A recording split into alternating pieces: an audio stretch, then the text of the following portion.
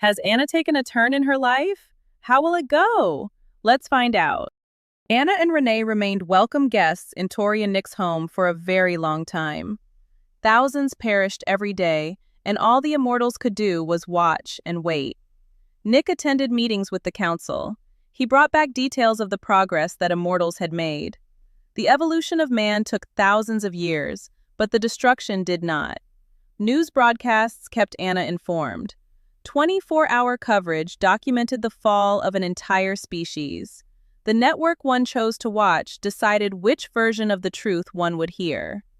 One network leaned heavily to one side of the political podium, while the other tilted just as far in the opposite direction. Stubbornness never allowed either to admit defeat. Both sides would rather die than come together, even in the face of such a worthy opponent. Politicians were not the answer to anything. The doctors and scientists were not fast enough to stop the speed of this monster. So what did a suit think they could do? Anna grew to know every anchor that remained on her channel of choice. Over the years, she watched as work colleagues mourned the loss of their fellow work family members. No one was immune and no one was safe. The one anchor who had remained since the beginning was Rick Robbins. Anna felt there was a little something off about that. He never missed a day and never seemed to suffer even a symptom, suggesting he was infected. Every original person at the network was dead, but there stood Rick every day. He appeared to be as healthy and strong as he had been the first time she had seen him. He had a little salt and pepper hair at his temples that seemed new, but other than that, he was fine. Boredom caused Anna to focus more energy on that than was needed. Anna found it sad that every child she had saved was gone. Either by age or the effects of this illness, they were all gone. Her life's work was over. She wondered what she would do now that there were no humans to save from the brutality of one another. Many would have to find new paths in this new world. There would be no need for many occupations. Doctors, lawyers, and many high-paying jobs were now useless. She would have to think about it for a while. She knew she would have to find something to make her feel useful, or why even bother living for eternity? As the cities emptied of their residents, Renee and Anna enjoyed visiting every building in the area. They first visited common tourist places, like museums, libraries, and art galleries. Then they thought it might be fun to snoop through the mansions and unique homes in the area. No one was left to live in these structures anymore. What had once been a sign of wealth and power was now nothing more than empty shells. The two never invaded the space of people hanging on to life, but these spaces were growing harder to find. So they made up a game. They tried to guess what the people did for a living, what their names were, and how old they had been.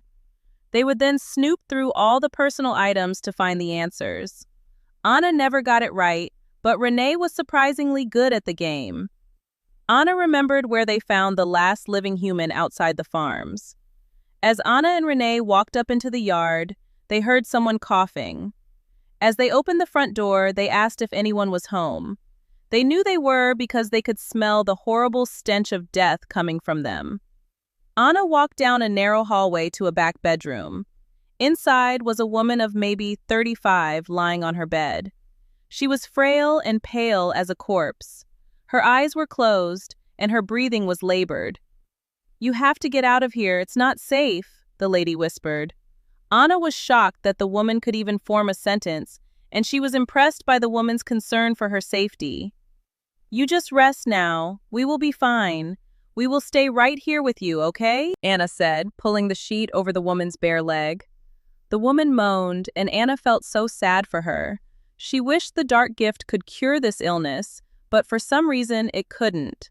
Nick had said that since this was a man-made thing, he believed this was why their gift couldn't help the infected.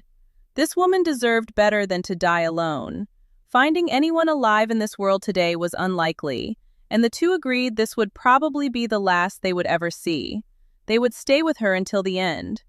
Watching a mortal death was always sad, but the thought of something awaiting her after this was wonderful. She would experience what Anna and Renee never would. Anna offered the woman food and drink, but the woman could not take either. The woman's inability to breathe was sickening. Anna tried every position she could think of to ease her suffering, but nothing helped. She wiped the sweat from her brow and talked to her. She didn't really have anything to talk to the woman about, so she just talked about anything. She spoke about the recent weather and how the sunset made it look like the sky was ablaze. Every so often, the woman would smile as if she could see just what she was describing. Anna covered her with blankets when the tremors shook her body. Then she would take the covers off when she felt too hot. Anna and Renee did everything they could to help this person they had never met. Blood began to pool in the woman's eyes. Anna knew it wouldn't be long now. As the woman's suffering intensified, Anna wanted to end her pain. Renee did not. She believed this woman deserved to fight to the end. Renee saw this woman as a warrior, and she should have a warrior's death. She should go down on her feet, not on her knees. The woman's eyes closed, and peace found her. Anna cried and felt a sense of defeat. Anna knew this was the end of the world as she had known it, even though it had been going on for a long time. Renee and Anna walked outside to see where they could lay this unnamed woman to rest. As they made their way to the back of the house, they noticed an old play structure. It sat like a temple to the youth of the past. Anna saw 2 mounds of dirt that seemed to be out of place for the area. There were 2 homemade crosses, which marked the graves of what appeared to be children. Between the 2 was a plaque that read, "Here lie the bodies of Christopher Allen Creed, age 8, and Ethan James Creed, age 11, beloved children of Amelia Lenore Creed. May we meet again in paradise." The nameless lady now had her identity restored, and Anna was thankful. Anna and Renee made another marker and plaque. It read, "Here lies the body of Amelia Lenore Creed, mother of Ethan and Christopher Creed. May she find peace in the arms of her family." Renee and Anna locked their house up as though someone would be breaking in to steal from the family they had grown to love. The 2 headed home with a sense of satisfaction. They had done a good thing for the lady, and they wished everyone could have that. "Hey, we were beginning to think you ran away," Tori said. "Nah, had a rough day. There was this lady, and she wasn't doing well. She had the sickness, and we stayed with her until she passed," Anna said. "That's terrible, but so cool that y'all were with her. I never liked..." "It's when people leave here alone," Tori said. "What are y'all doing today? Did you need us for something? Was that why you thought we ran away?" Renee asked, trying to get off the depressing topic. "Well, the council has something fun for us to do for a change," Tori explained. Nick came walking down the stairs like a reject from the National Geographic. He wore cargo shorts, a button-up khaki shirt, hiking boots, and a floppy Aussie hat. The women tried not to laugh, but it was definitely hard. "What in the world are you wearing?" Anna asked, snickering. "This is quite appropriate for the day, I assure you," Nick said in his best Aussie accent. All 3 women laughed out loud this time. "Okay, what are we doing that you have to be dressed like the crocodile hunter?" Renee said. "It's a surprise. Everybody load up and let's go," Nick said. Everybody piled into a soft-top Jeep that was sitting in the driveway.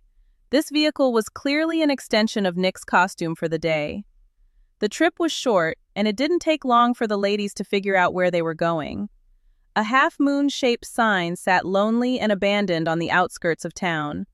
It said, "Richmond Valley Public Zoo."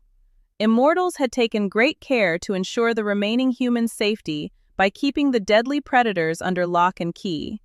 Their time for captivity was through, and they deserved to be free. A different predator was in charge now, and bars would contain those who dared to enslave the beasts. The animals remained reserved and skeptical of their caretakers. They had grown accustomed to their presence, but they sensed the danger the immortals presented. The group respected their fear and opened the enclosures and moved out of the way so the animals could venture into freedom. Anna found great satisfaction in the release of the great animals. She watched as nature reclaimed her children. One species after the next was moved outside the confines of their prisons. From the great to the small, all were set free. Each animal was given ample time to clear out, and then the next would be freed. Great elephants wandered slowly down the once busy street. Lions took to the hills at full force. The eyes of the great beast were full of wonder at their new surroundings. The last to wander free was the greatest of the primates. As the adult silverback lumbered out, he stood tall and struck his chest in domination. Even though he had never experienced freedom in the wild, he now welcomed it. This environment wasn't one he would have known in nature, but it was now his to survey. Offspring of. The great king held tightly to their mothers, barely glancing up from their fur.